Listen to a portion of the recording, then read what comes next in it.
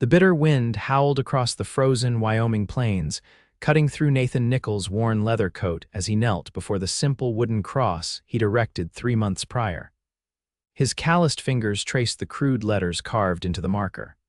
Elizabeth Nichols, beloved wife, 1851–1876. The 25 years of her life seemed so inadequate when etched into cold wood, nothing like the warmth and vibrancy she'd brought to his world before the winter took her. "Should have built a better house," he muttered, his breath clouding in the early spring air of 1877. "Should have known that roof wouldn't hold through a bad winter." Nathan pulled his hat lower, shielding his eyes from the brightening morning sun that seemed to mock his grief. At 32, he'd become a ghost of a man, haunting his own homestead, drifting through chores with mechanical precision while his heart remained buried beneath the frozen earth. The neighboring ranchers and townsfolk from nearby Clearwater had stopped checking on him weeks ago. Even his closest friend, Marshall Thomas Grant, had eventually accepted Nathan's desire for solitude after months of rebuffed invitations and unanswered knocks. Nathan stood, brushing dirt from his knees. The morning chores awaited cattle needed tending, fences needed mending, and the new roof he'd constructed after Elizabeth's passing needed final inspection. The work never ceased, even if his reason for doing it had. His boots crunched over patches of lingering snow as he made his way back to the cabin. The structure looked different now, sturdier, with fresh-cut timber reinforcing the walls and a properly pitched roof that would shed snow rather than collect it.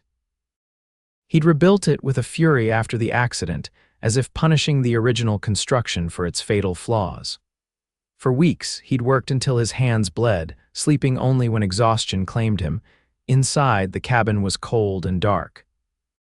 Nathan hadn't bothered lighting a fire that morning, seeing little point in the comfort it would bring.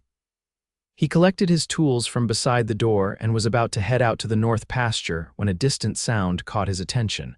A wagon was approaching. His first instinct was to ignore it. Probably another well-meaning neighbor with food he wouldn't eat or company he didn't want. But something made him pause. The irregular rhythm of the approaching wheels suggested trouble. Nathan stepped outside, shading his eyes against the morning glare. A single wagon was indeed coming down the rutted road toward his homestead, but it was listing badly to one side. Even from this distance, he could see the driver struggling to control the team of horses. With a resigned sigh, Nathan grabbed his hat and strode toward the road. Whatever their business, he couldn't in good conscience let some greenhorn wreck their wagon on his property. As the wagon drew closer, he could see it was being driven by a woman.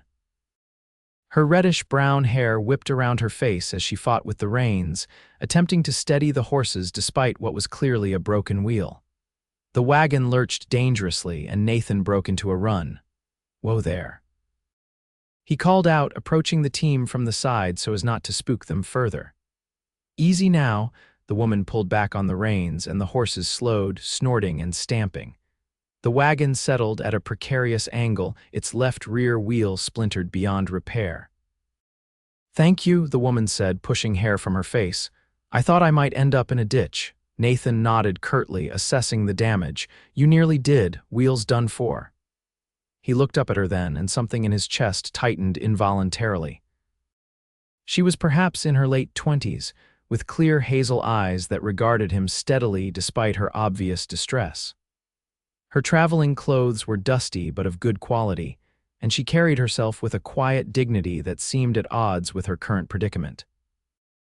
"I'm Sophia Norton," she said, extending a gloved hand.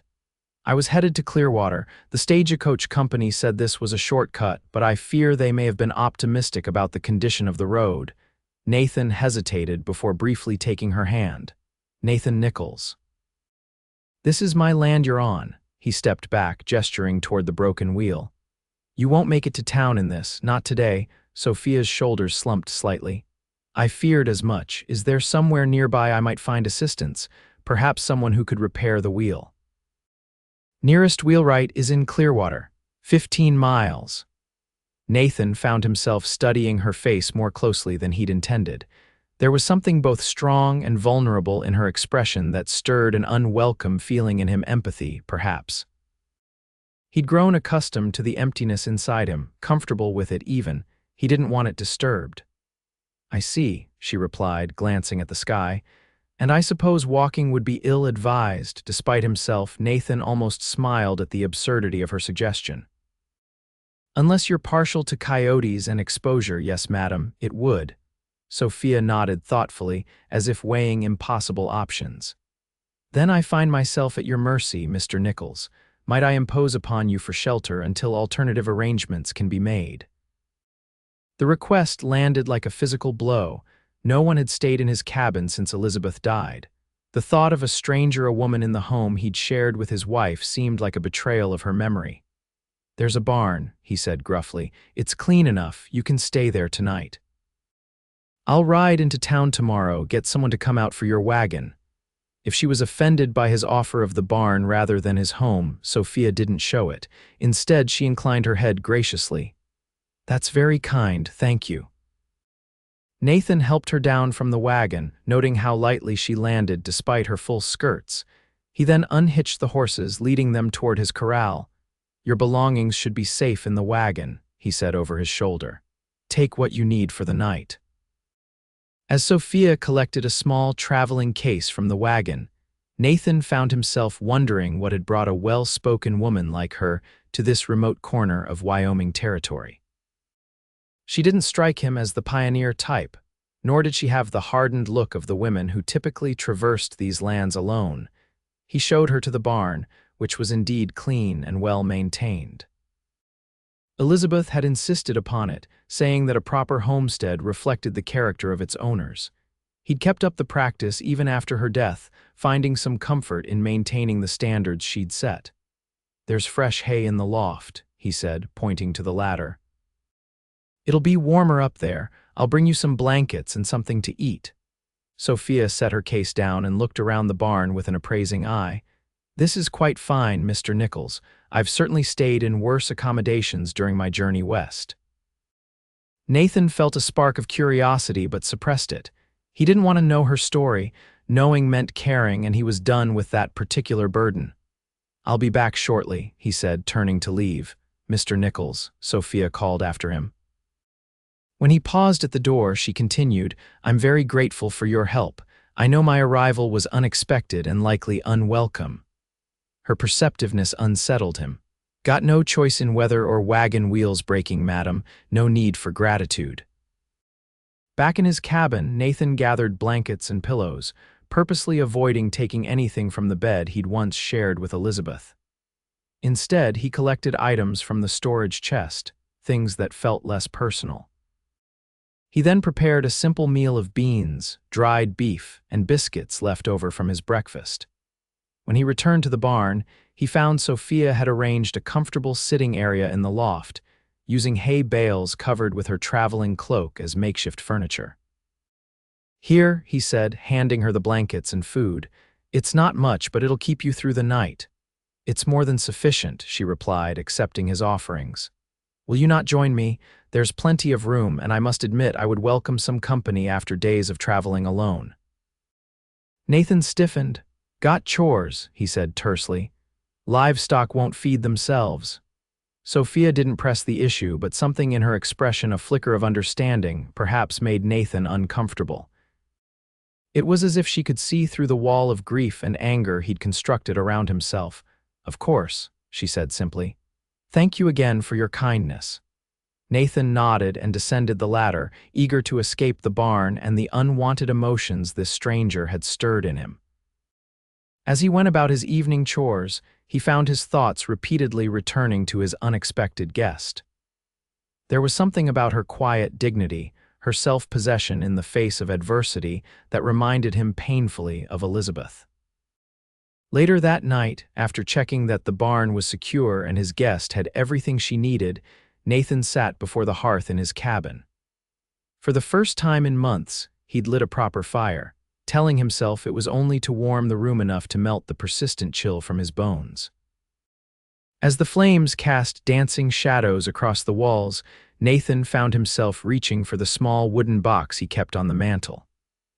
Inside was Elizabeth's wedding ring, a simple gold band that had belonged to his mother.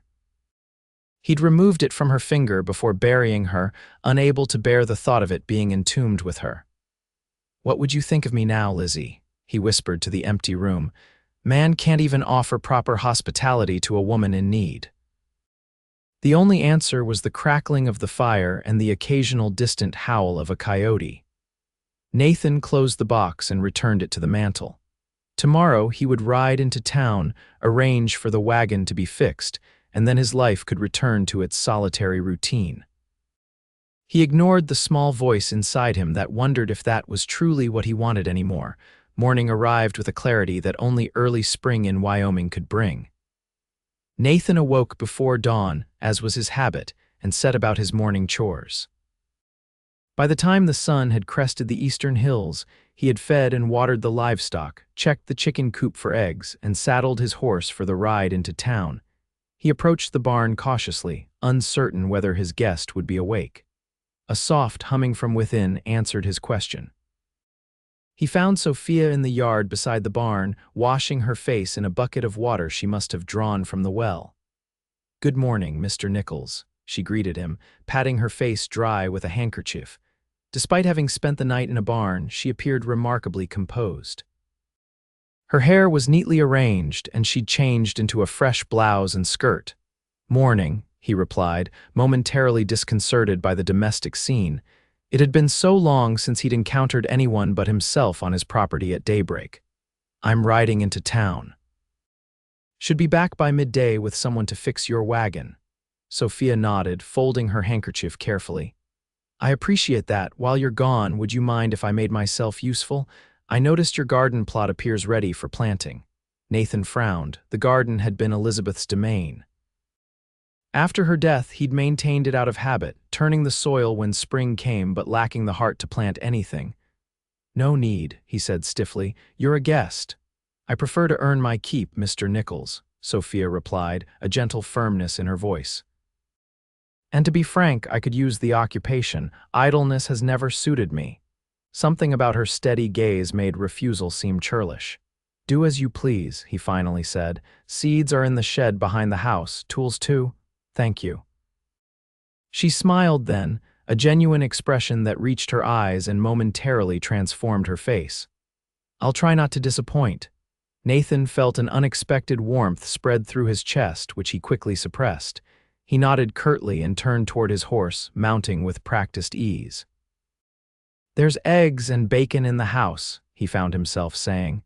"Help yourself if you're hungry." Before she could respond, he urged his horse forward, eager to put distance between himself and the confusing emotions this woman's presence evoked. The ride to Clearwater was uneventful, the familiar landscape passing in a blur as Nathan's mind wrestled with unwelcome thoughts. By the time he reached town, he had firmly resolved to maintain his distance from Sophia Norton, no matter how long her repair might take. Clearwater was a small but growing settlement, boasting a general store, saloon, blacksmith, and assorted other businesses catering to the needs of ranchers and travelers alike. Nathan's first stop was the wheelwright's shop, where he explained the situation to the proprietor, a barrel-chested man named O'Malley. "Can you get out there today?" Nathan asked after describing the damage. O'Malley scratched his beard thoughtfully. "Afraid not, Nichols. Got 2 wagons ahead of you, and I'm short-handed since my boy left for California. Tomorrow's the earliest I could manage." Nathan frowned. "The lady's eager to be on her way." "Ain't we all eager for something?" O'Malley replied philosophically. "But a wheel's a wheel, and it takes time to do it right. Unless you want her breaking down again 5 miles down the road." Resigned, Nathan agreed to the next day's service and paid a deposit from the money Sophia had given him for the repair. As he turned to leave, O'Malley called after him. "Say, Nichols, who'd you say this lady was again?" "Name's Sophia Norton. Said she was headed to Clearwater." O'Malley's bushy eyebrows rose. "Norton, you say? Might be the school teacher the town council's been expecting. They wrote back east for one last fall." Nathan absorbed this information with surprise. A school teacher would explain Sophia's refined manner and speech. "You sure about that?" Not certain, but Mayor Thompson mentioned the new teacher was due any day, said she was coming from Boston or some such place. The thought of Sophia being the new school teacher added a complication Nathan hadn't anticipated. If she was indeed moving to Clearwater permanently, their paths would inevitably cross in the future. The prospect was both unsettling and, confusingly, not entirely unwelcome. His business with O'Malley concluded, Nathan made his way to the general store to replenish some supplies. As he selected items from the shelves, he found himself adding things he normally wouldn't: a bar of lavender soap, some tea instead of his usual coffee, and a jar of honey from the store's dusty back shelf. The proprietor's wife, Mrs. Henderson, raised an eyebrow at his selections. "Something special happening at the Nichols place, Nathan?" she asked as she totaled his purchases. Nathan felt a flush creep up his neck. "Just restocking," he muttered. Mrs. Henderson nodded knowingly but didn't press further. As one of the town's most prolific gossips, she'd no doubt heard about his visitor by tomorrow, but for now she seemed content to speculate silently. With his purchases secured in his saddlebags, Nathan made one final stop at the telegraph office to send a message to the Mercantile in Cheyenne about a delayed shipment of fencing supplies. As he exited the small office, he nearly collided with Marshal Grant. "Nathan," the lawman greeted him with evident surprise. "Twice in town in 1 month, the world must be ending." Despite himself, Nathan felt the corner of his mouth twitch upward. Thomas Grant had been his friend since they'd both arrived in Wyoming territory 8 years earlier. The marshal had been one of the few people who hadn't treated Nathan like spun glass after Elizabeth's death. "Just business," Nathan replied. "Wagon broke down on my property, came to arrange repairs." "Anything serious?" Thomas asked, genuine concern in his voice. "Broken wheel." "Woman driving it staying in my barn till O'Malley can get out there tomorrow." The marshal's eyebrows shot up. "A woman, alone?" Nathan nodded, already regretting mentioning Sophia. "Seems she might be the school teacher the town's been waiting on." "Ah," Thomas said, understanding dawning on his weathered face. "That would be Miss Norton. Mayor's been in a state about her arrival. School term's supposed to start next week." "Well, she'll likely make it, assuming O'Malley does his job." Thomas studied his friend's face carefully. "You doing all right with this, Nathan? Having someone at your place?" The question struck closer to Nathan's discomfort than he cared to admit. "It's just a barn and just one night. I've endured worse." The marshal nodded slowly. "If you say so." "But you know my door's always open if you need to talk." "Appreciate that," Nathan said, though they both knew he wouldn't take up the offer. "Best be getting back." As he rode homeward, Nathan found himself increasingly preoccupied with what might await him. Had Sophia indeed planted something in the garden? Had she gone into his house for food, as he'd suggested? The thought of someone moving through the spaces Elizabeth had once inhabited sent a pang through his chest, but it wasn't entirely the pain of violation he might have expected. There was something else there too, a feeling he wasn't ready to name. The sun was high overhead when Nathan crested the final rise that overlooked his property. From this vantage point he could see the entire homestead, the cabin with its new roof, the barn, the corral, and the fields beyond. And there, kneeling in the garden plot, was a figure in a blue skirt. As he drew closer, he could see that Sophia had indeed been busy in his absence. Neat rows had been dug in the garden plot, and she appeared to be planting seeds with methodical precision. Nearby, a bucket of water waited for the freshly planted rows. Nathan dismounted and led his horse to the barn, taking his time with unsaddling and grooming the animal. Only when he could delay no longer did he approach the garden. Sophia looked up at his approach, pushing a stray lock of hair from her forehead with the back of her wrist. Her face was flushed from exertion, and smudges of dirt marked her cheeks and forehead. "Welcome back," she greeted him. "I hope your trip to town was successful." Nathan nodded, his eyes taking in the transformed garden plot. "O'Malley can't come until tomorrow, says he's backed up with work." Disappointment flickered briefly across Sophia's face before she composed herself.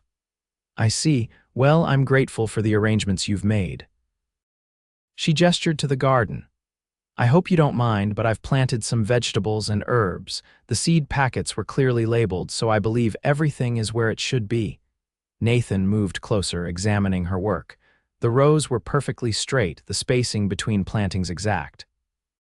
It was good work, professional even. You've done this before, he observed. Sophia smiled, a hint of pride in her expression.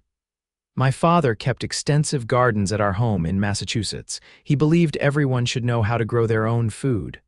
Her smile faltered slightly. He passed away last year. The admission of her loss created an unexpected connection between them. Nathan found himself saying, "My wife loved gardening," said it kept her grounded, watching things grow. It was the first time he'd spoken of Elizabeth to a stranger since her death. The words felt foreign on his tongue, yet somehow right. Sophia regarded him thoughtfully. She sounds like a wise woman. She was, Nathan agreed, surprised by how easy it was to acknowledge this simple truth. An awkward silence stretched between them, broken only when Sophia stood and brushed dirt from her skirt. I should finish this row before the sun gets much higher, she said. Nathan found himself reluctant to end the conversation. I'll fetch more water for you, he offered, picking up the nearly empty bucket. As he walked to the well, Nathan was aware of a subtle shift within himself. The tight knot of grief that had resided in his chest for months seemed to have loosened, if only slightly. He wasn't sure whether to welcome the change or resist it. The remainder of the day passed in a strange, almost comfortable rhythm. Nathan went about his usual chores while Sophia finished planting the garden and then asked if she might wash some laundry she'd been carrying in her trunk. He directed her to the washtub and clothesline behind the house, feeling an odd sense of satisfaction at seeing garments once again fluttering in the Wyoming breeze. As evening approached, Nathan faced a dilemma. Proper hospitality demanded he invite Sophia to dinner in his home rather than delivering another meal to the barn. Yet the thought of sharing his table with someone with her sent anxiety coursing through him. In the end, it was Sophia who resolved the situation. As he returned from checking the western fence line, he found her at his door, a cloth-covered basket in her arms. I hope you don't mind, she said, but I took the liberty of preparing supper. I thought perhaps we might eat together on your porch as the evening is so fine. The simple practicality of her suggestion, acknowledging his likely discomfort with having her inside while still creating an opportunity for companionship, struck Nathan forcefully. This woman seemed to read him with disconcerting accuracy. That's fine, he said, more gruffly than he'd intended. Sophia appeared unfazed by his tone. Wonderful, I'll set things up while you wash up. By the time Nathan had cleaned himself as best he could at the outdoor basin, Sophia had arranged a surprisingly appealing meal on the porch table: fried potatoes with bacon, cornbread, and sliced apples with honey. This is from your own stores, she explained as he sat down across from her. I merely assembled it. I hope it meets with your approval. Nathan surveyed the meal, remembering the last time someone had cooked for him. It's fine, he said, then added more softly, thank you. They ate in relative silence for a time, the only sounds the clink of cutlery against plates and the distant lowing of cattle. Nathan found himself stealing glances at his companion, noting the graceful way she handled her fork, the thoughtful expression that crossed her face as she gazed at the landscape. It's beautiful here, Sophia finally said, breaking the silence. You've chosen a remarkable place to make your home. Nathan followed her gaze to the rolling hills and distant mountains, gilded now by the setting sun.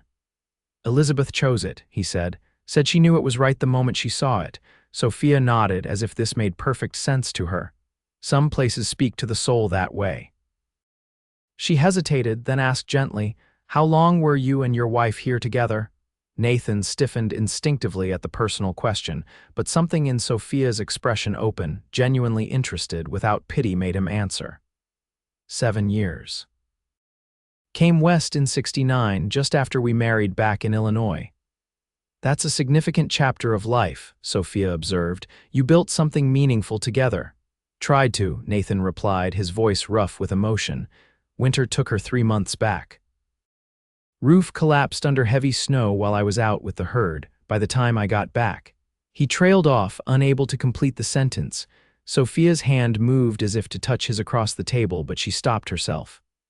I'm so very sorry, Mr. Nichols. That's a terrible burden to bear. Nathan nodded, his throat too tight for words. They sat in silence again, but it was different now, a shared quiet rather than an awkward one. As darkness fell, Nathan lit the lantern he'd brought to the porch. In its warm glow, Sophia's features seemed softer, her eyes reflecting the small flame. O'Malley mentioned you might be the new schoolteacher, Nathan said, eager to shift the conversation away from his loss. Sophia smiled, confirming his suspicion. Yes, I'm to take up the position in Clearwater. The school term begins next week, assuming I arrive in time. What brings you all the way from Massachusetts to Wyoming territory? Nathan found himself genuinely curious about her story. Sophia's expression grew contemplative. A desire for change, primarily. After my father died, there seemed little reason to remain in a place filled with memories but little future. She paused, her fingers tracing the rim of her cup. Teaching has always been my calling, and when I saw the advertisement for a position in a growing western town, it felt like an opportunity to begin anew. Nathan could understand the appeal of a fresh start, even if he hadn't been able to embrace it himself. Clearwater's a decent town, he said. Good people for the most part. And what of you, Mr. Nichols? Will you remain here indefinitely? The question caught him off guard. He'd never considered leaving, even after Elizabeth's death. The ranch was all he had left of their shared dream. This is my home, he said simply. For better or worse? Sophia studied him thoughtfully. There's honor in that commitment. Not everyone could maintain such devotion after suffering such a loss. Her words warmed something in Nathan that had been cold for months. It wasn't pity she was offering, but understanding recognition of his choice as valid rather than merely tragic. As they finished their meal and cleared away the dishes, Nathan found himself reluctant for the evening to end. It had been so long since he'd engaged in meaningful conversation with anyone. The stars are particularly brilliant tonight, Sophia observed, looking upward as they stood on the porch. In Boston, the city lights dim their radiance considerably. Nathan followed her gaze to the vast canopy of stars stretching overhead. Elizabeth used to say they were holes in the floor of heaven, he said softly, light shining through from the other side. Sophia's smile was gentle. What a lovely thought. I shall remember that whenever I look up at them. The idea that this woman might carry a piece of Elizabeth's wisdom forward into her own life struck Nathan powerfully. Perhaps this was how people truly lived on, not just in memory, but in the way their thoughts and beliefs continued to influence the world. I should retire, Sophia said, breaking into his reverie. Tomorrow will likely be busy with the wagon repairs. Nathan nodded, suddenly aware of how close they were standing in the lantern light. I'll walk you to the barn. As they crossed the yard together, Nathan was acutely conscious of Sophia's presence beside him, the soft rustle of her skirts, the faint scent of lavender that somehow clung to her despite a day of gardening. It had been so long since he'd been aware of anyone in this way. At the barn door, Sophia turned to him. Thank you for your hospitality today, Mr. Nichols. I know my presence has disrupted your solitude. Nathan, he said abruptly. My name is Nathan. Sophia's smile widened. Thank you, Nathan, and I am Sophia, as you know. Sophia, he repeated, the name feeling right on his tongue. Good night. Good night, she replied, her eyes holding his for a moment longer than necessary before she disappeared into the barn. Nathan stood outside for several minutes, listening to the soft sounds of her preparing for bed. Only when silence fell did he return to his own cabin, his mind filled with thoughts he hadn't allowed himself in months. Inside, he lit a fire in the hearth, watching the flames take hold of the dry wood.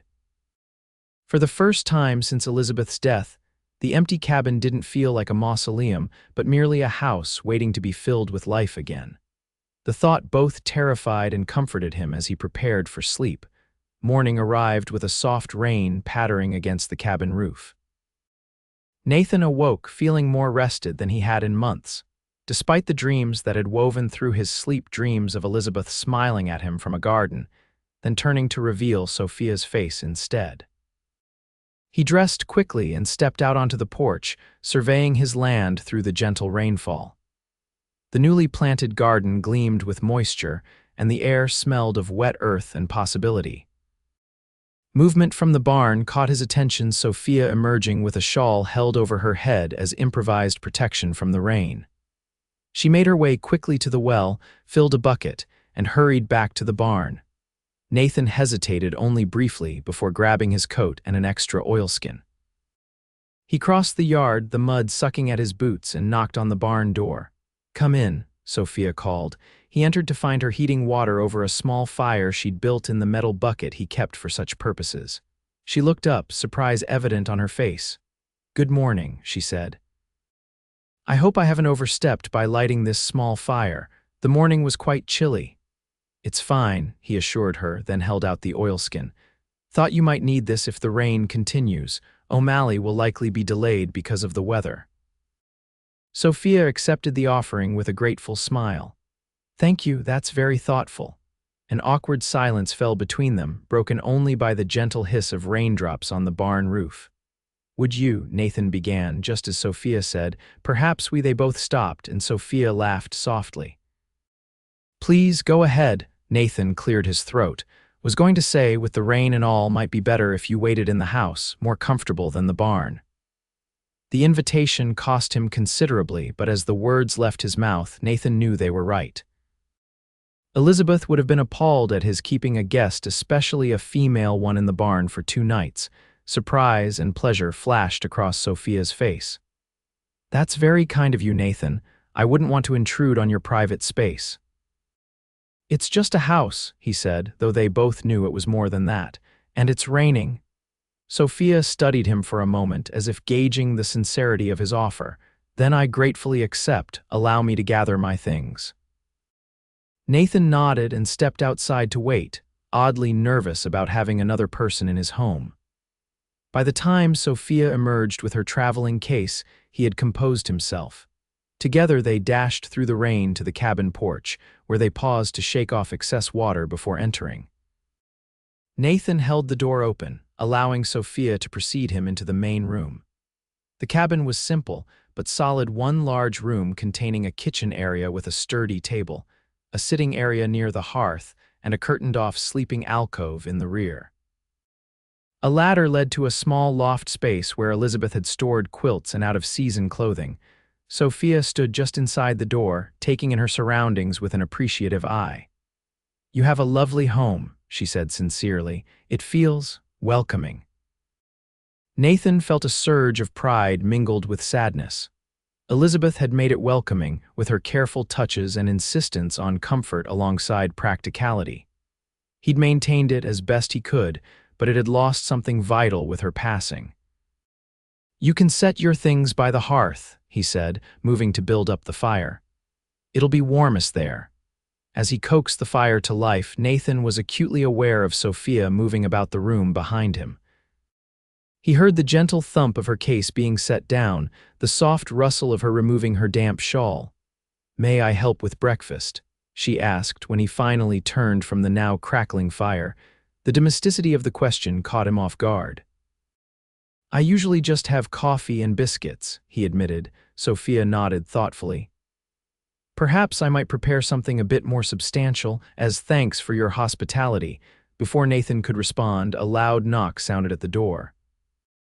Surprised visitors were rare. Especially in bad weather, he crossed the room and opened it to find O'Malley's son, Daniel, dripping on his porch. "Pa sent me to tell you he can't make it out today," the young man said, water streaming from his hat brim. "Says the creek's rising and he don't want to risk the wagon. Says he'll come tomorrow if the weather clears." Nathan frowned at this news but nodded his understanding. "Appreciate you riding out to let us know." Daniel's eyes widened slightly as he caught sight of Sophia standing by the hearth. A knowing look crossed his young face before he tipped his hat respectfully. "Madam, thank you for delivering the message, young man," Sophia said warmly. "It was most considerate, especially in such weather." Daniel ducked his head, seemingly embarrassed by her formal thanks. "Just doing what Pa asked, madam." After the young man departed, Nathan closed the door and turned to Sophia with an apologetic expression. "Looks like you're stuck here another day." To his surprise, Sophia didn't seem particularly distressed by this news. "These things happen," she said philosophically. "The school board isn't expecting me until next week, so I'm not terribly behind schedule." She paused, then added more softly, "And I must confess, there are far worse places to be delayed." The simple compliment warmed Nathan more than it should have. "Still, it's an inconvenience," he said, moving toward the kitchen area. "Least I can do is make sure you're comfortable while you're here." Sophia followed him, her expression determined. "Please allow me to prepare breakfast." "I insist." After a brief moment of resistance, Nathan yielded the kitchen space to her. He watched as she familiarized herself with his supplies, moving with quiet efficiency as she assembled ingredients for a more substantial meal than he'd had in months. "Is there anything specific you enjoy eating?" she asked as she worked. Nathan struggled to remember the last time he'd given any thought to enjoying food rather than merely consuming it for sustenance. "Whatever you're making is fine," he said. Sophia accepted his non-answer gracefully and continued her preparations. Soon, the cabin was filled with the enticing aroma of frying salt pork and cornmeal cakes. As she worked, she hummed softly a gentle melody that seemed to fill the empty corners of the room. They ate at the kitchen table, the rain providing a soothing backdrop to their meal. Sophia asked thoughtful questions about his ranch operations, and Nathan found himself explaining his breeding program for the cattle and his plans for expanding the herd come summer. "You've created something remarkable here," Sophia observed as she sipped the coffee he'd brewed. "It's evident how much care you've invested in this place." "Had help," Nathan said, the familiar pang of loss tempering the pride her words evoked. "Elizabeth was the one with the vision." "I just provided the labor." Sophia's expression softened. "Would you tell me about her? You're Elizabeth. Sometimes it helps to speak of those we've lost." When he hesitated, she added, "But only if you wish to, of course." Nathan stared into his coffee cup, considering her request. He hadn't spoken at length about Elizabeth to anyone since the funeral, when platitudes and condolences had washed over him like meaningless noise. She was. He began, then paused, searching for words adequate to describe the woman who had been his partner in all things. She was strong. Not just in body, though she worked alongside me from sunup to sundown, but in spirit, had opinions about everything and wasn't shy about sharing them. A small smile touched his lips at the memory. "First time I met her, she told me my hat was ridiculous and I'd do better with one that actually kept the sun off my neck." Sophia laughed softly. "And did you change your hat?" "Within the week," Nathan admitted, his smile widening. She was usually right about such things. Once he began speaking about Elizabeth, Nathan found it difficult to stop. He told Sophia about their courtship in Illinois, their decision to head west together, the early struggles of establishing the ranch. He spoke of Elizabeth's determination to create a real home in the wilderness, her insistence on planting flowers alongside vegetables, her habit of reading aloud to him in the evenings. Sophia listened attentively, asking occasional questions, but mostly allowing him to unspool the thread of memories at his own pace. There was no pity in her expression, only genuine interest and an empathetic understanding that made it safe for him to continue. "She always said we'd have children someday," Nathan said, his voice growing rougher. "Wanted to wait until the ranch was more established, more secure." The irony of their caution wasn't lost on him. "Now I wonder if we shouldn't have just—" He trailed off, unable to complete the thought. Sophia reached across the table then, her hand covering his briefly. "You made the choices that seemed right at the time," she said gently. "That's all any of us can do." The simple touch and even simpler wisdom broke something open inside Nathan, not violently, but like ice cracking in spring thaw. He nodded, not trusting himself to speak. They cleared the breakfast dishes together, moving around each other in the small kitchen space with surprising ease. Outside, the rain continued steadily, limiting their options for the day. I have some mending to do if you don't mind, Sophia said, retrieving her traveling case. I've fallen behind during my journey. Nathan nodded. I have some indoor work as well. Harness needs repair. They settled into a companionable silence, Sophia by the hearth with her sewing, Nathan at the table with leather and tools. The sound of the rain on the roof and the occasional pop from the fire created a peaceful backdrop to their activities. As he worked, Nathan found himself stealing glances at Sophia. Her head was bent over her sewing, a look of concentration on her face as she made tiny, precise stitches.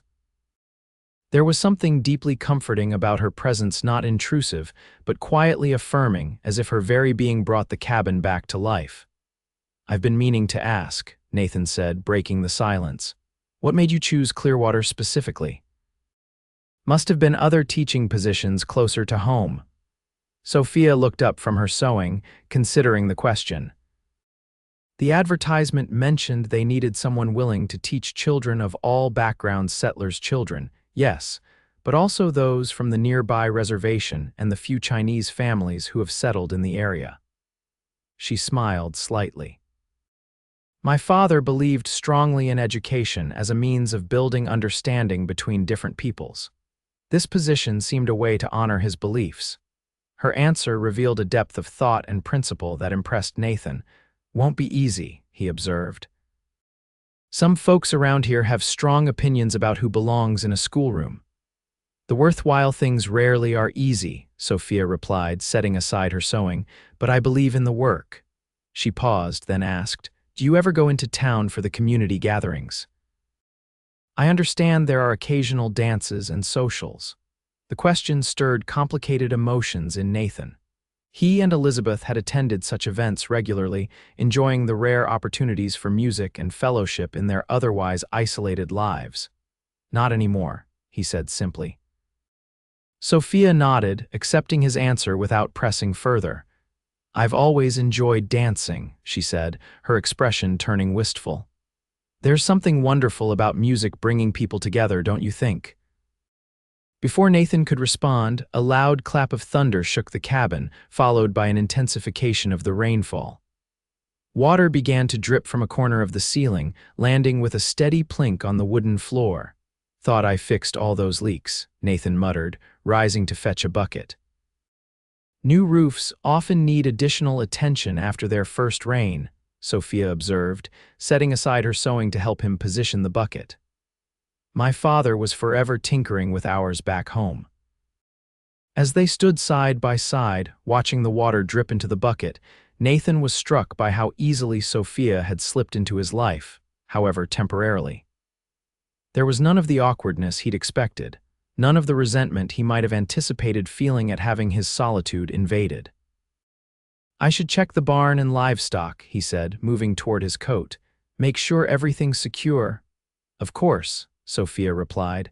I'll tend to things here if you don't mind. The thought of her tending to things in his home in the home he'd shared with Elizabeth should have bothered him. Instead, it felt right somehow, as if the cabin itself welcomed her presence after months of echoing emptiness. Nathan donned his coat and hat and ventured out into the downpour.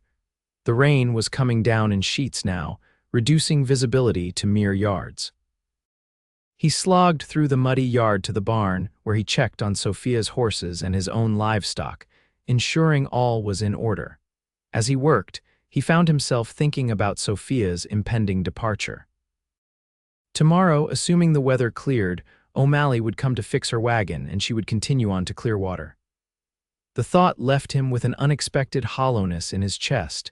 By the time he returned to the cabin, soaked despite his oilskin, the rain had begun to slack off. He stamped his boots on the porch and removed his dripping outer garments before entering. The scene that greeted him stopped him in his tracks. Sophia had rearranged the sitting area slightly, clearing away some of the clutter that had accumulated since Elizabeth's death. The hearth fire burned brightly, and something savory simmered in the pot hanging over it. Most surprising of all, a small vase of early spring wildflowers, where had she found those, sat on the table, adding a touch of color to the room. I hope you don't mind, Sophia said, noticing his startled expression. I took the liberty of preparing lunch and, well, tidying a bit. Nathan struggled to find words.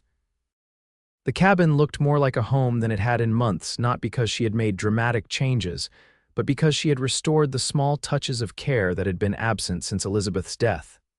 "It's fine," he finally managed. "More than fine, thank you." Sophia's smile was both relieved and pleased.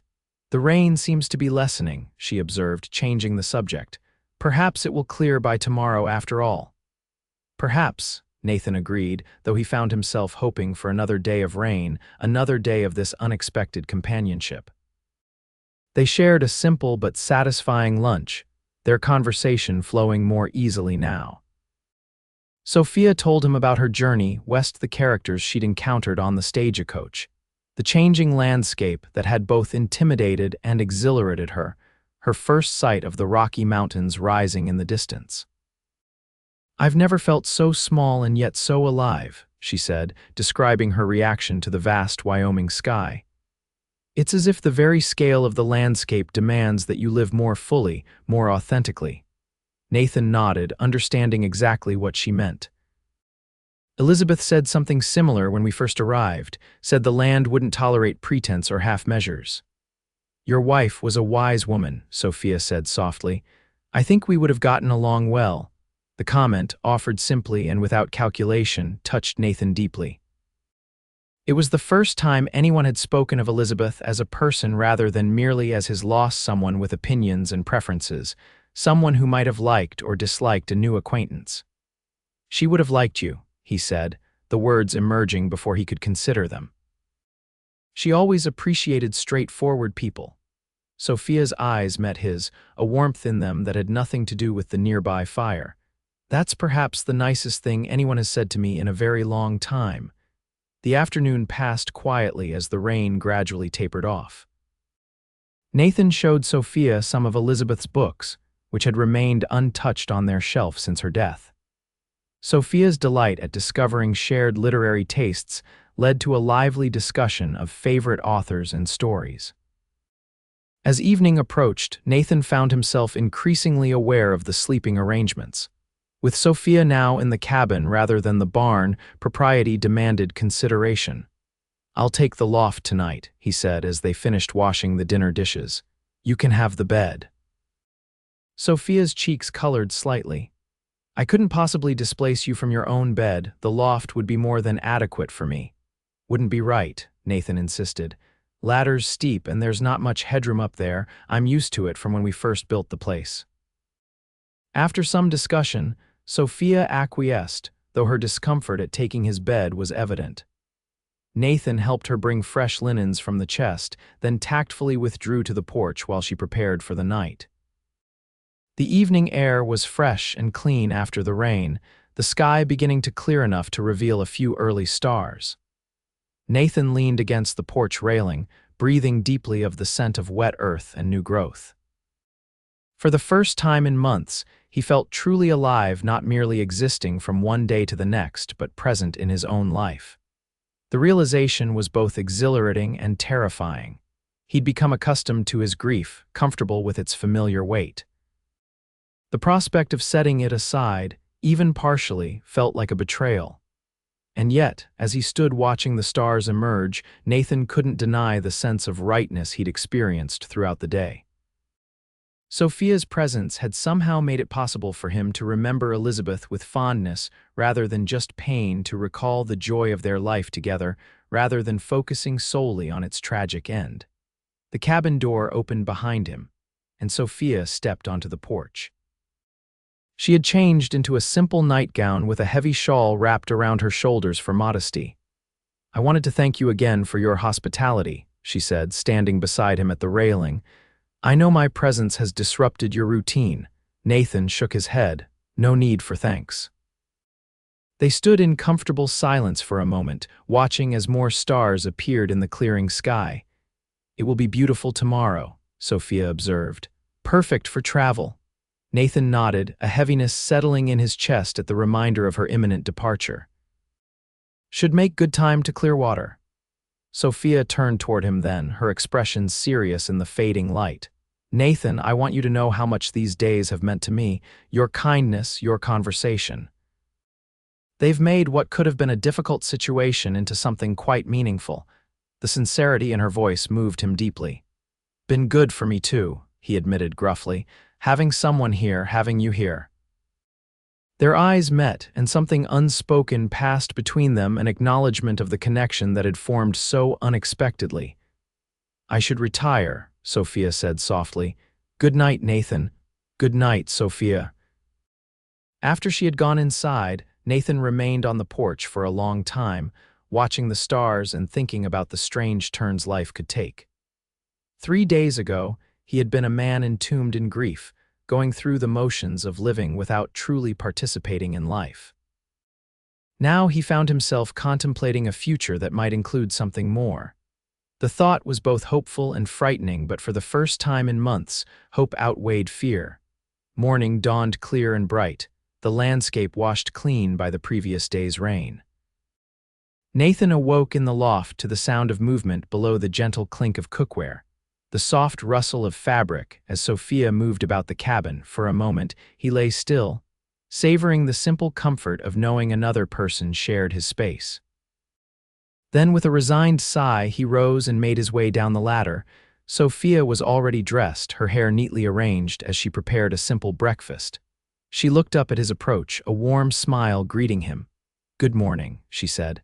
I hope you don't mind that I started breakfast. The day seemed too beautiful to waste. Nathan returned her smile, conscious of his rumpled appearance after a night in the loft. Morning, no, I don't mind at all. They shared breakfast in companionable conversation, though an undercurrent of awareness ran beneath their words' knowledge that this would be their last meal together, at least in this setting. As they cleared away the dishes, the sound of an approaching wagon reached them. Nathan stepped onto the porch to see O'Malley's conveyance coming down the road, right on time as promised. Your wheelwright has arrived, he called back to Sophia, unable to keep a note of regret from his voice. Sophia joined him on the porch, shading her eyes against the morning sun. So he has, she said softly. I should gather my things. While O'Malley examined the damaged wheel, Nathan helped Sophia collect her belongings from the cabin. Their movements were deliberate, almost reluctant, as if both were trying to extend these final moments together. I've left something for you, Sophia said as they prepared to exit the cabin for the last time. On the mantel, please don't look until after I've gone. Nathan nodded, curious but respecting her request. Together they walked to where O'Malley was already hard at work removing the broken wheel from Sophia's wagon. Be done in an hour or so, miss, the wheelwright called out cheerfully. You'll make Clearwater by mid-afternoon at this rate. Thank you, Mr. O'Malley, Sophia replied. Your promptness is much appreciated. As O'Malley worked, Nathan and Sophia walked slowly around the homestead, their conversation meandering through topics both significant and mundane. Nathan found himself pointing out features of the land, explaining his plans for expansion, as if she might have some future interest in these details. The garden should do well, he said as they passed the newly planted plot. Good soil there. Elizabeth always had luck with it. I'm glad, Sophia replied. I hope you'll enjoy the harvest. An awkward silence fell between them then, both aware of the approaching moment of separation but neither knowing quite how to address it. Clearwater's not far, Nathan finally said. 15 miles isn't much in this territory. Sophia glanced at him, a question in her eyes. No, it isn't far at all. School board holds socials for the teacher, he continued, the words coming with difficulty. Sort of tradition, welcome to the community and such. Yes, Mayor Thompson mentioned that in his letters, Sophia confirmed, a hint of a smile touching her lips. Nathan cleared his throat. Might be I could attend, if you wouldn't mind. The smile bloomed fully on Sophia's face then, lighting her eyes. I would like that very much, Nathan. Before he could respond, O'Malley called out to them. All set, Miss Norton, wheels good as new, maybe better. The moment of departure had arrived. Nathan helped Sophia into the wagon, acutely aware of the warmth of her hand in his as she stepped up. Thank you for everything, Nathan, she said, her eyes holding his. These days have meant more to me than I can express. Nathan nodded, emotion making speech difficult. "Safe journey," he managed. "See you soon." "Yes," she agreed, her smile gentle but certain. "Very soon, I hope." As the wagon pulled away, Sophia turned to wave once more. Nathan raised his hand in response, watching until the vehicle disappeared around the bend in the road. Only then did he return to the cabin, feeling its emptiness anew but differently now, not as a tomb of memories, but as a space with possibilities. On the mantel, where Sophia had indicated, he found a small package wrapped in plain paper. Opening it carefully, he discovered a book of poetry one Elizabeth had often mentioned wanting to read but had never acquired. Tucked between its pages was a note in Sophia's neat handwriting. "Nathan, thank you for sharing your home and your memories with me. Your Elizabeth must have been a remarkable woman to have inspired such devotion. I believe she would want you to find joy again, in whatever form that might take. Perhaps these poems will bring some comfort in quiet moments." With warmest regards, Sophia. Nathan read the note twice, then carefully tucked it back into the book. He placed the volume on the shelf beside Elizabeth's other books, a tangible connection between past and future. Outside, spring was asserting itself across the Wyoming landscape. New grass pushed through the soil, trees budded with fresh green, and the garden Sophia had planted showed the first tiny shoots breaking through the dark earth. Nathan stood on his porch, surveying his land with new eyes. For the first time in months, he found himself looking forward rather than back, planning not just for survival, but for a life that might once again include companionship, laughter, and perhaps even love. The pain of loss would always be with him, he knew. Elizabeth would forever occupy a sacred place in his heart. But Sophia had shown him that his heart was not limited in its capacity, that honoring Elizabeth's memory did not require shutting himself away from all future happiness. With a deep breath of the spring air, Nathan turned back to his chores. There was much to do if he was to attend a social in Clearwater soon, fences to mend, cattle to tend, a house to make truly welcoming again. As he worked through the day, thoughts of Sophia returned frequently, her quiet strength, her gentle understanding, the way her presence had somehow made it possible for him to speak of Elizabeth without drowning in grief. 2 weeks later, Nathan found himself standing before the small mirror in his cabin, adjusting the collar of his best shirt. The social welcoming Clearwater's new schoolteacher was that evening, and for the first time since Elizabeth's death, he had polished his boots, trimmed his beard, and brushed his coat with care. The ride to town passed quickly, the spring evening perfect for travel. As he approached Clearwater, Nathan could hear music and laughter emanating from the town hall. For a moment, doubt assailed him. Was he truly ready for this step? What would people think? Then he remembered Sophia's words, "The worthwhile things rarely are easy." With renewed determination, Nathan hitched his horse and entered the hall.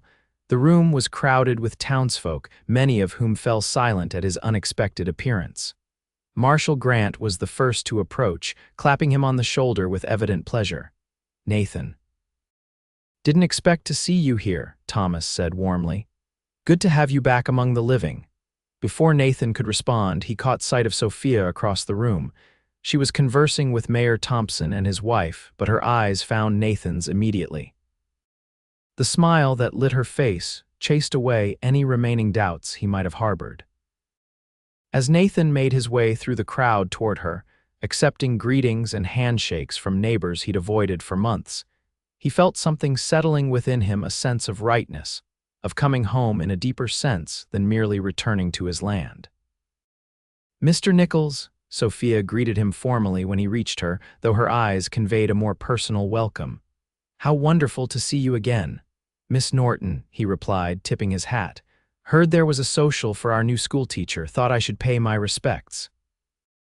Mayor Thompson beamed at this exchange. "Excellent, excellent. Miss Norton has been telling us about your kindness during her unfortunate wagon mishap. The whole town is grateful for your assistance in ensuring our teacher arrived safely." Nathan nodded politely, but his attention remained fixed on Sophia. In the lamplight of the town hall, dressed in a simple but elegant blue gown, she was even more striking than he remembered. "Perhaps Mr. Nichols would care to show me the refreshment table," Sophia suggested after a moment of conversation. "I understand Mrs. Henderson's apple cake is not to be missed." As they moved away from the mayor and his wife, Nathan offered Sophia his arm. The simple contact, her hand resting lightly on his sleeve, felt both novel and right. "You came," Sophia said softly, her voice carrying a note of pleased surprise. "Said I would," Nathan replied, then more quietly, "wanted to." The evening passed in a pleasant blur of conversation, music, and occasional dancing. Nathan declined to participate in the latter activity, but found contentment in watching Sophia as she danced with various townspeople, her face animated with enjoyment. During a break in the music, Sophia rejoined him at the edge of the room, her cheeks flushed from exertion. "Are you enjoying yourself?" she asked, accepting the cup of punch he offered. "More than I expected to," Nathan admitted. "Been a while since I attended one of these." Sophia studied his face with her perceptive gaze. "It can't have been easy to come tonight. I appreciate that you made the effort." Nathan found himself wanting to explain what had drawn him there, not just obligation or curiosity, but a genuine desire to see her again, to explore the connection that had formed between them during her brief stay. Before he could find the words, however, Mayor Thompson called for attention, announcing that the new schoolteacher would say a few words. Sophia excused herself and moved to the front of the room.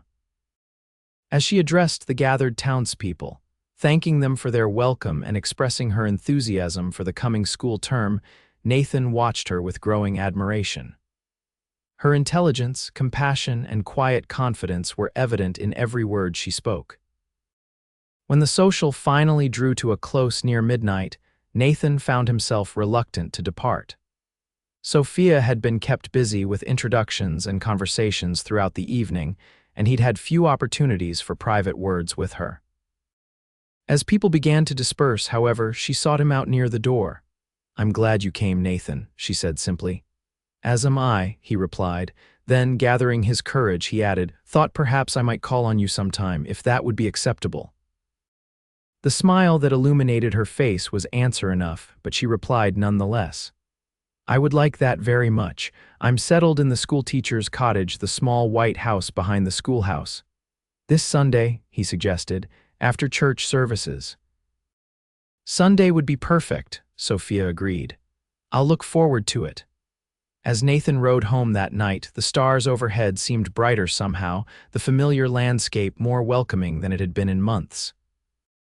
A sense of possibility accompanied him, not the certainty of happiness, perhaps, but the opening of a door that had long been closed. In the weeks that followed, Nathan's visits to Clearwater became regular occurrences. Each Sunday after church, he would call on Sophia at the schoolteacher's cottage, sometimes bringing small gifts, fresh eggs from his hens, early vegetables from the garden she had helped plant, once even a hand-carved wooden pen holder for her desk at the school. Their courtship, for that was what it had become, though neither had yet named it as such, progressed with a careful deliberation that suited them both. Nathan was still navigating the complexities of opening his heart again after profound loss, while Sophia was establishing herself in a new community, building the foundation of her teaching career. By midsummer, when the garden was in full production and the days stretched long and golden across the Wyoming landscape, Nathan found himself contemplating a more permanent arrangement. The thought both exhilarated and terrified him. Was it too soon? Would asking Sophia to share his life somehow diminish what he had shared with Elizabeth? His answer came unexpectedly one Sunday afternoon as they walked together along the creek that ran behind the schoolhouse. Sophia had been telling him about her students, the progress of a particularly shy Arapaho girl, the unexpected aptitude for mathematics shown by the blacksmith's son. As they paused beneath the spreading branches of a cottonwood tree, Sophia turned to him with sudden seriousness. "Nathan, there's something I've been wanting to ask you," he nodded, encouraging her to continue. "These past months have been precious to me," she said carefully. Getting to know you, seeing your ranch, understanding the life you've built, but I sometimes wonder if we're. She paused, seeming to search for the right words. If we're dishonoring Elizabeth's memory, Nathan finished for her, giving voice to the concern he suspected she was struggling to express. Sophia's eyes widened slightly. Yes, she admitted. I would never want that. Nathan took her hands in his, a gesture that had become natural between them over the course of their courtship. Been thinking about that myself, he said. A lot. He gazed past her for a moment, gathering his thoughts. Elizabeth loved life, he finally continued, loved it fierce and full. Never did anything halfway. His eyes returned to Sophia's face. She wouldn't want half a life for me, living like a ghost on our land. Sophia squeezed his hands gently, encouraging him to continue. Took me a while to see it, Nathan said, his voice growing stronger. But loving you doesn't diminish what I had with her. It honors it in a way, shows I learned from her how to love well. The words hung between them for a moment, the first time either had spoken explicitly of love. You love me? Sophia asked softly, her eyes bright with emotion. Nathan nodded, certainty filling him. I do. Different than I loved Elizabeth had to be different because you're different people, but just as true, just as real. Tears welled in Sophia's eyes, though her smile was radiant. I love you too, Nathan. I have for some time now. The admission, simple and heartfelt, filled Nathan with a joy he had thought never to experience again. He drew Sophia closer, and their first kiss was gentle but full of promise, a beginning rather than an ending. When they parted, Nathan kept her hands in his. Been thinking about asking you something, he said, suddenly nervous despite the declarations they had just shared. School term ends soon for summer break. Sophia nodded, a question in her eyes. Thought maybe you might want to come out to the ranch for a while, see if you like it there. If you might consider. He paused, then continued more directly. If you might consider making it your home with me, as my wife. The proposal was hardly poetic, but it was honest and from the heart. Sophia's face glowed with happiness as she replied. Yes, she said simply, yes to all of it. They were married in Clearwater's small church 2 weeks later, with Marshall Grant standing as Nathan's best man and Mrs. Henderson, who had taken a particular liking to Sophia, serving as matron of honor. The entire town turned out for the occasion, celebrating not just the union of their schoolteacher with a respected local rancher, but also the completion of Nathan's journey from devastating loss to renewed hope. After a modest reception at the town hall, Nathan brought his bride home to the ranch that would now be theirs together. As they approached the cabin, Sophia gasped in surprise. During the week she had spent in town preparing for the wedding, Nathan had been busy. A new porch swing hung by the door, window boxes overflowed with summer flowers, and a fresh coat of whitewash brightened the cabin's exterior. It's beautiful, Sophia breathed as Nathan helped her down from the wagon. When did you find time for all this? Wanted it to feel like your home too, he explained, pleased by her reaction. Not just the place you stayed when your wagon broke down. Before she could respond, Nathan swept her into his arms, drawing a surprised laugh from his new wife as he carried her across the threshold. Inside, more surprises awaited. The main room had been rearranged to accommodate a small desk by the window, a place where Sophia could work on her lesson plans during the summer months. New curtains hung at the windows, and a colorful quilt that Sophia recognized as Mrs. Henderson's handiwork adorned the bed. Most touching of all was the small bookshelf Nathan had constructed beside the hearth, where Elizabeth's books now sat alongside Sophia's growing collection, not separated, but integrated, a visual representation of how Nathan had found room in his heart for both loves. Nathan, Sophia said softly, tears glistening in her eyes, it's perfect. He shook his head slightly. Not perfect yet, he replied. Won't be perfect until we've lived in it together, made our own memories here. Sophia stepped into his embrace then, her head resting against his chest. I love you, Nathan Nichols, she whispered. Thank you for letting me into your life, your home, your heart. Thank you for showing me it was possible, he replied, his voice rough with emotion, for lighting my hearth again when I thought it was cold for good. That night, as they lay together in the quiet darkness of the cabin, Nathan felt a sense of completion he had never expected to experience again. The ache of losing Elizabeth would always remain, a tender spot in his heart that would never fully heal. But alongside it now burned a new flame, his love for Sophia. Different but equally precious, warming places inside him that had grown cold during his months of solitude.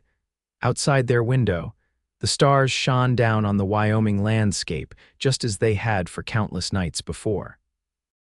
But to Nathan, they seemed to shine with new purpose now. Like the holes in the floor of heaven Elizabeth had once described light breaking through from another world to illuminate this one. In the years that followed, the Nichols ranch flourished under the care of its expanded family. Sophia continued teaching at the Clearwater School, riding back and forth daily during the school terms and working alongside Nathan on the ranch during summers and holidays. Their first child, a daughter they named Catherine Elizabeth, arrived the following spring with a son, James Thomas, following 2 years later. The garden that Sophia had planted during her unexpected stay grew and expanded, eventually supplying not just their own table but providing extra produce for sale in Clearwater. The cabin too grew, with Nathan adding rooms as their family increased and their needs evolved.